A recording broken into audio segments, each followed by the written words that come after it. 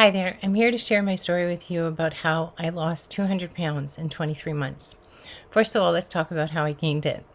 I ate a lot of food, and I ate the food because I needed to comfort myself. I was angry, so I wanted to feel better. I was having a bad day, so just go have a little bit of ice cream. Or why don't we drive to McDonald's? Everything was an excuse to eat. And believe me, I tried every diet. I had tried every type of diet you can imagine. And one thing I learned, for me, diets don't work. They became a really negative thing to me, actually, because diets imply that there are a start and a finish to them. They imply that one day it's going to be over and you're going to go back to moderate eating, which I did, and I would lose some weight and moderately eat and not be as strict as on my diet time. And I'd think, okay, well, I can have a little bit of this after dinner, maybe a little bit of ice cream, and I don't gain any weight. So a few days later, I say, yeah, I can have some. And then I say it the next day.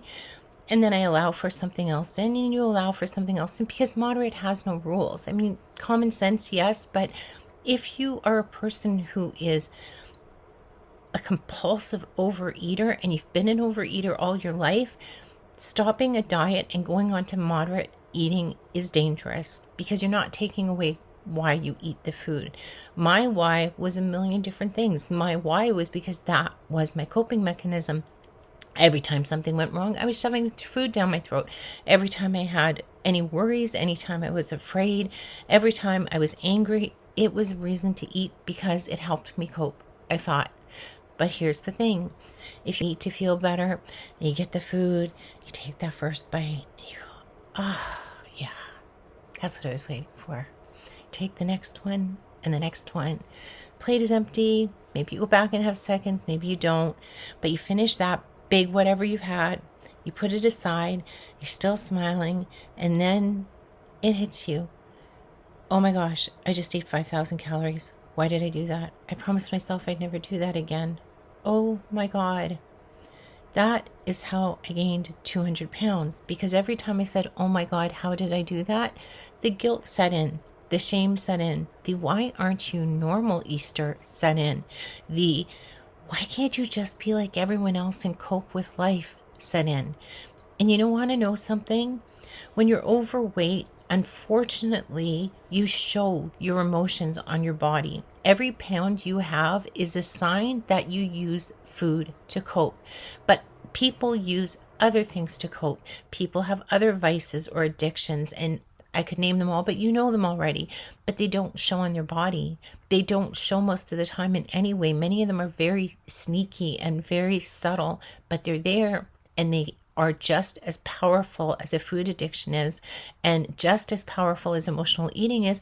Somebody who spends too much money, they have a bad day and they're clicking up whatever their favorite store is and buying, and then they're like, oh man, I went over my budget again. What am I going to do? Same type of cycle, different coping mechanism. So when I couldn't walk 10 feet without losing my breath, when I couldn't get out of my room for more than just to get food or go to the grocery store, when I'd cut off all of my friends and family because I was ashamed of how I looked and I didn't want them to see me, I lost friends, good friends, because I was so ashamed of myself. When I was sitting in this space of depression and isolation for so long that my daughter came, knowing I had developed some really serious health issues with my heart, as well as blood pressure, and I have autoimmune diseases. I have no thyroid. I was in depression at the time, and everything was going sideways in life, and she saw it, and it was a slippery slope.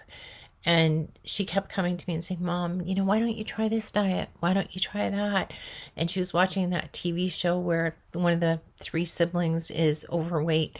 And whatever she watched that week, she was coming back to me with and saying, Mom, why don't you try this? So she came to me one day and she said, Mom, I'm really sad. I said, what's wrong, sweetheart? She said, you're not going to be around to watch the babies grow. She had had 2 twin little girls 5 months before, and they were the sunshine of my life. They were my one happiness, my one joy. Their little faces didn't care that I was 350 pounds. They didn't see that. They just saw me. They saw me. They loved me. I sang to them. I jiggled them. I wiggled them. I rocked them. And I tried to walk with them, but I couldn't walk very far without panting. And I adored them.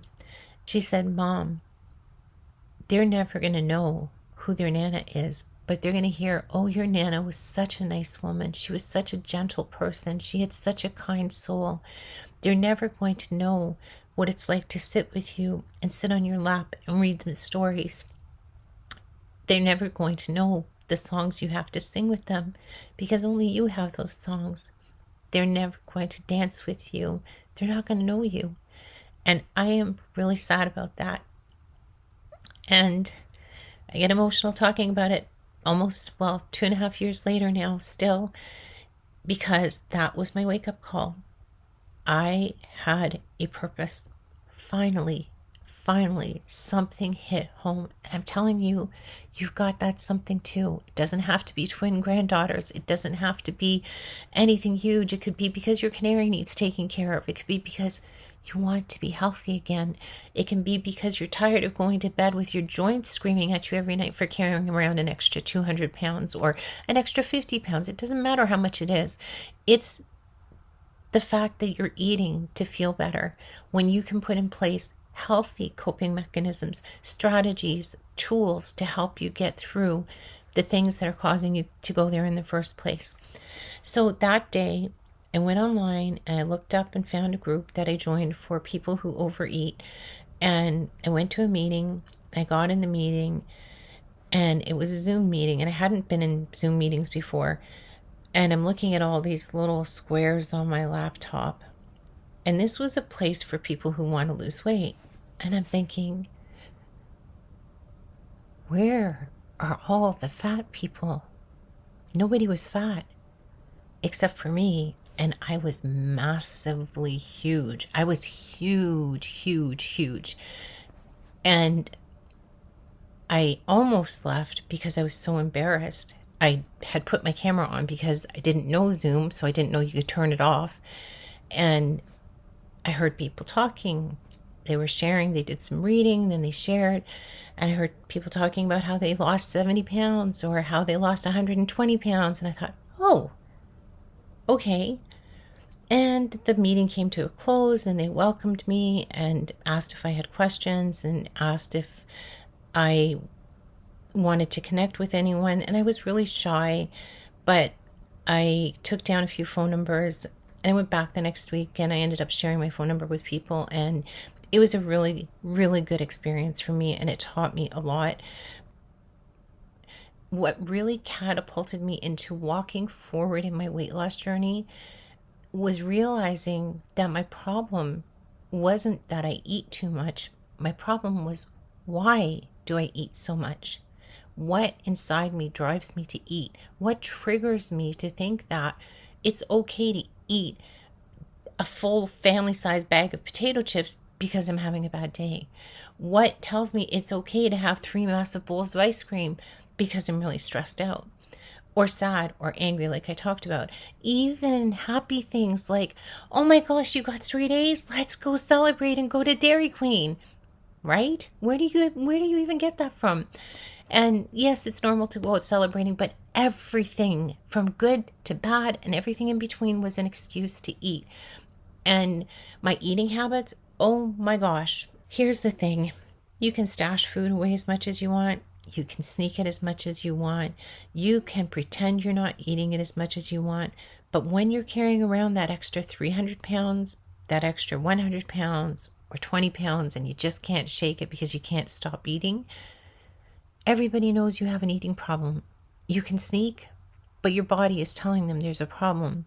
And it's not that they look at you as a problem person, but they say, oh, she's got an eating problem. Now, my mistake was not to realize people looked at me and said, oh, she's got a problem. My mistake was I became fat Easter in my eyes, and I hated Fat Easter. I hated that I gained so much weight in such a short amount of time. I hated that I didn't have control over the food. And the list went on and on and on. And I made my identity my weight. That was a huge mistake, because you are not your weight. You are you inside a body that copes with pain or any type of disturbance by eating.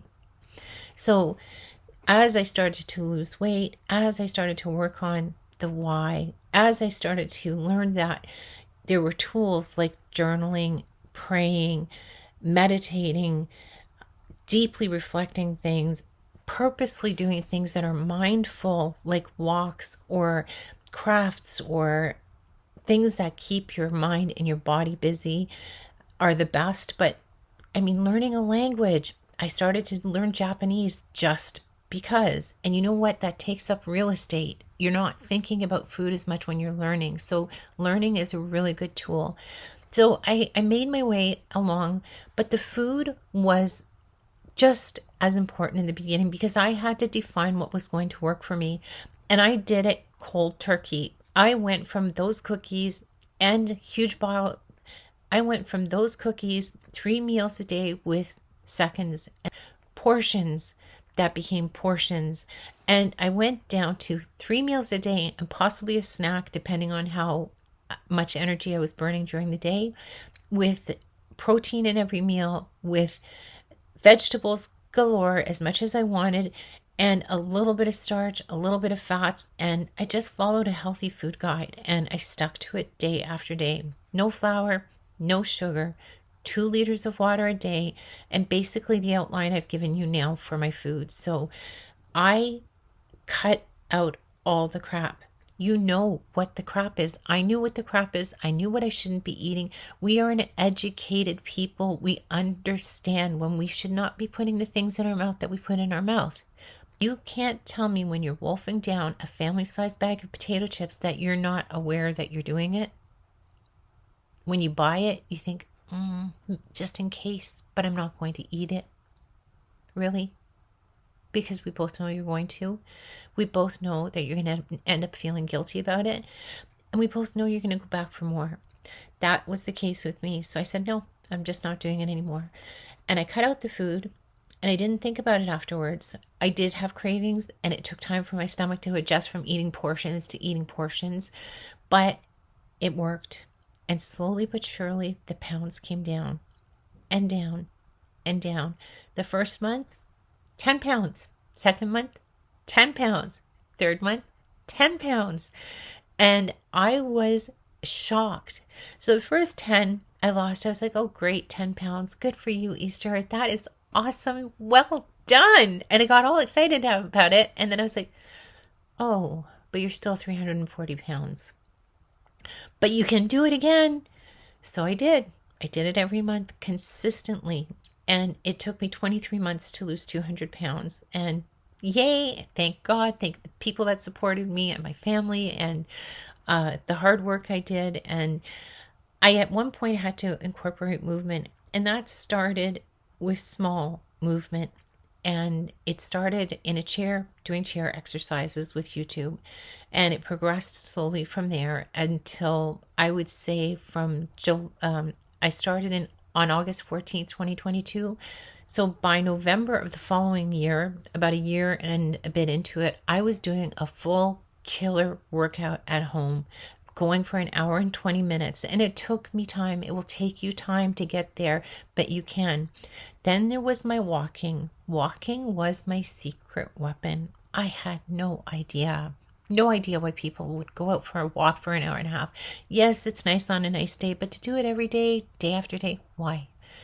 So the first time I went for a walk, my family bothered me into it day after day. And I was like, man, I can't walk 15 feet without losing my breath and panting and sweating. And I just don't want to do it every day. My son, and it was just day after day. So finally I said, fine, I'll come with you. Just leave me alone. Please don't ask me to do it again.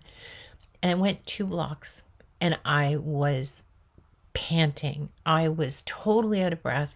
And there was a bus stop there. So I went in the bus stop. I sat down. I'm like, am I ever going to get home? How am I ever going to do this?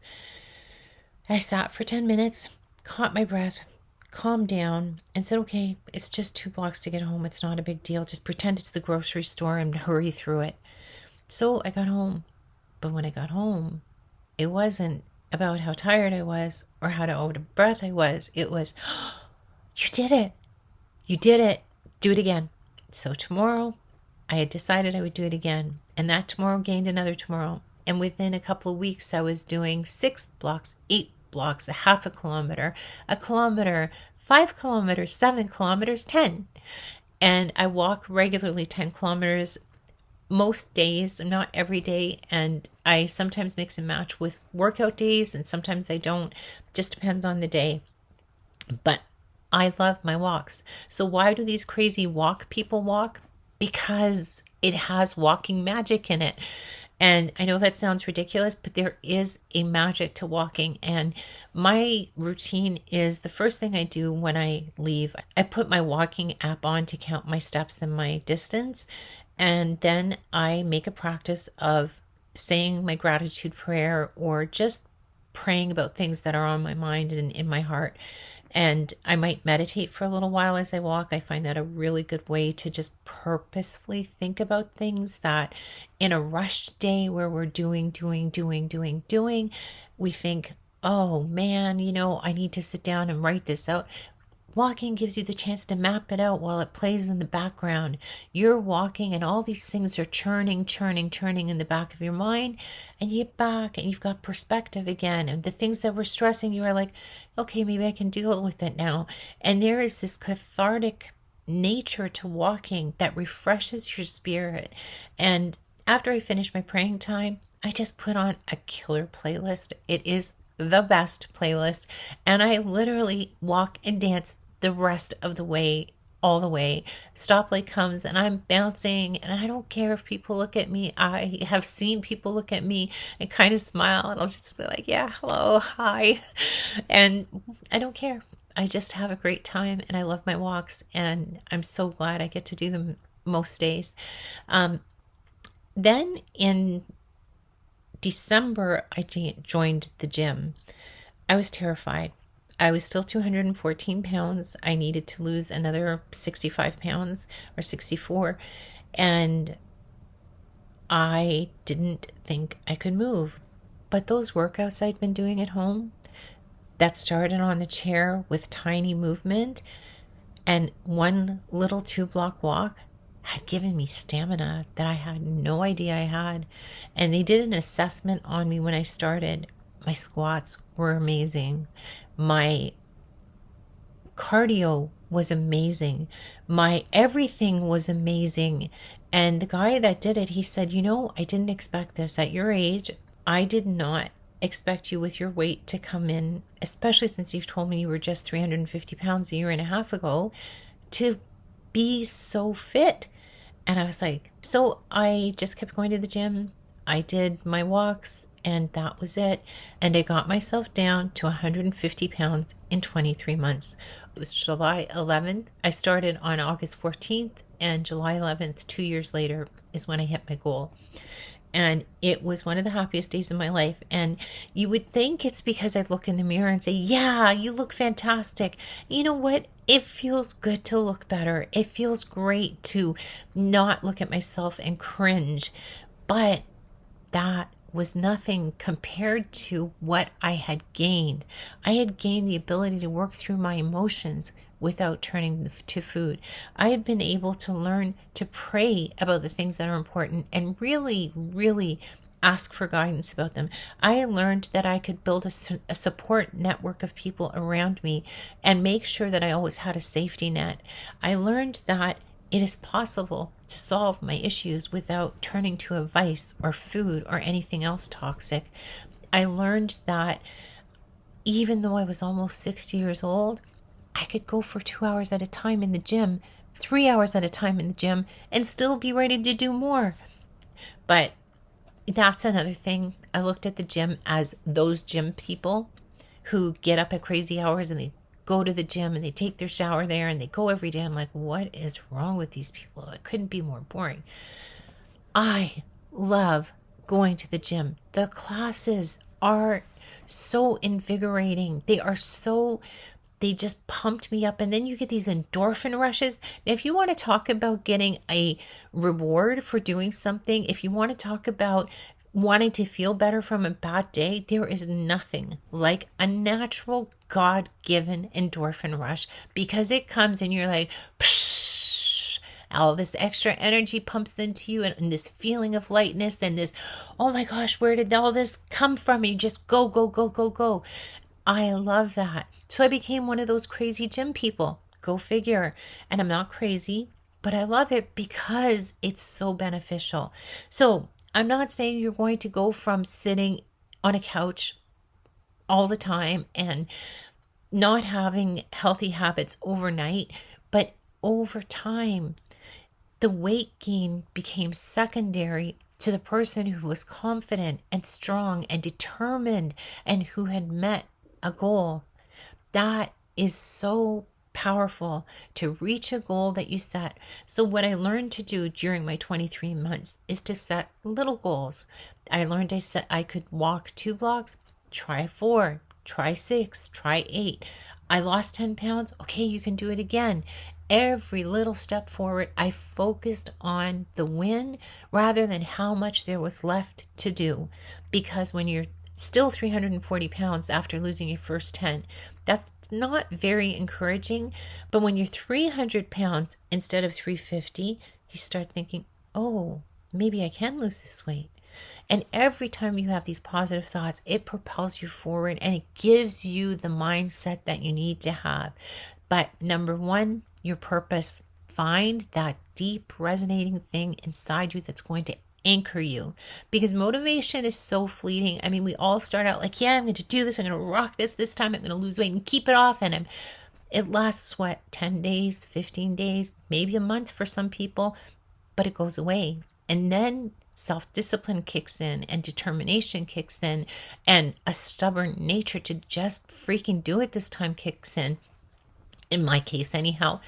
And if you can ground yourself with a really strong purpose, and like I said, it could be that you want to travel the world and feel good and have energy. It could be that you want to feel confident and feel healthy and feel better about yourself overall. It could be that you really recognize that you're eating for the wrong reasons and you just want to stop and learn to deal with life. My case. Now, I had everything going against me. I was 57. I have no thyroid, which means my metabolism is lower than most people's. I had been through menopause, same thing, harder to lose weight. And I had diseases galore. And I was taking antidepressants at the time. So you put all that together and you think, yeah, there's no way I can lose weight. Maybe that person can, but no. So you know what? Try me. I've had it all. The only thing I didn't have is high blood sugar, but I know people who have, and they've lost the weight. So you can tell me you're 60, you can tell me you're 70, you can tell me you're 45 and going through whatever.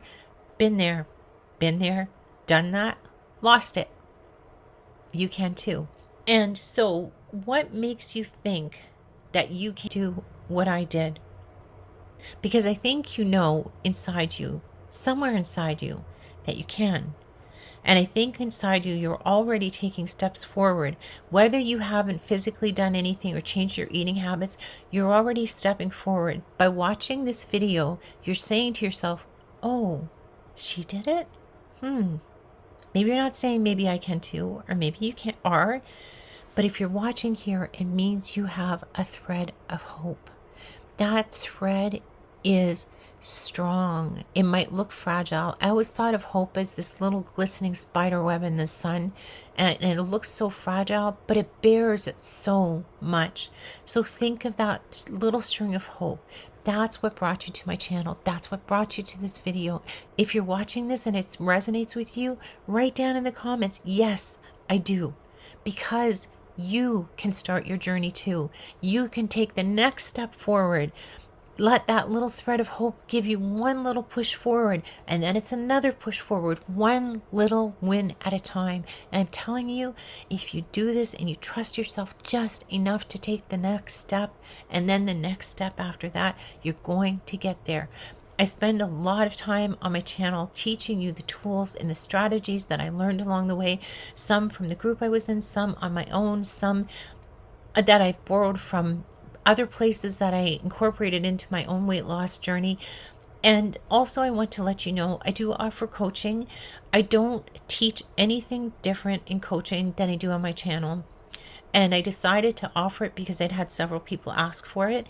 And I want you to know it's just about having a personal experience if you feel you want it privately, if you feel you want one-on-one time to really strategize towards your own triggers based on what I've learned and what worked for me, and it's working for other people. So if you'd like that, I'll put a link down below.